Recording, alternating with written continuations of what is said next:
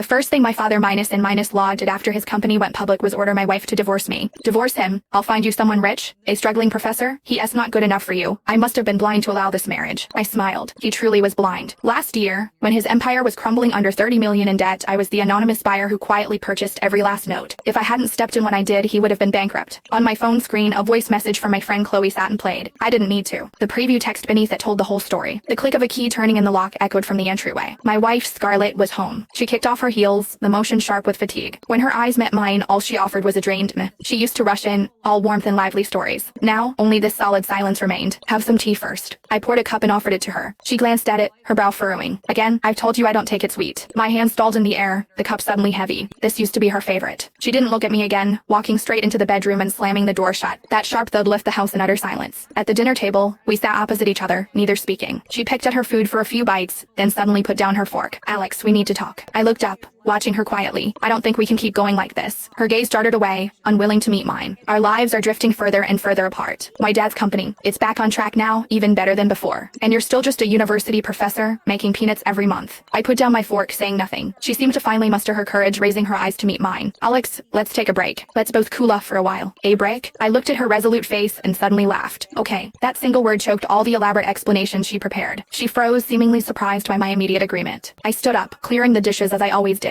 Scarlett, I said, my back to her, my voice flat. Don't regret it. The next day, I went to the university to teach as usual. During lunch break, Professor Miller sighed and went on about the insane housing market. Alex, you've got it easy, single, no dependents, no worries. He patted my shoulder, not like his family men. The pressure is real. I smiled, not responding. In their eyes, I, Alex Reed, came from an ordinary background, had a stable job, and married a beautiful wife whose family had recently gone bankrupt. I was the typical nice guy who took on someone else's baggage. My phone vibrated. It was a message from Scarlett. Saturday night, dinner at my parents' house. A commanding tone, cold words. I replied, okay. The ambush dinner was coming. On Saturday, I walked through the front door of Richard Hayes's mansion carrying a couple of expensive bottles of wine. The mansion, once so quiet and empty, was now bustling with people again. Richard, my father minus and minus law, was dressed in a designer suit, beaming with confidence, talking loudly about business with several partners. When he saw me, the smile on his face faded, replaced by undisguised disdain in his eyes. You're here? Find a seat for yourself. He gestured towards the most secluded corner of the living room. In the main seating area, a young man I didn't recognize was sitting, dressed in head minus to minus O designer brands,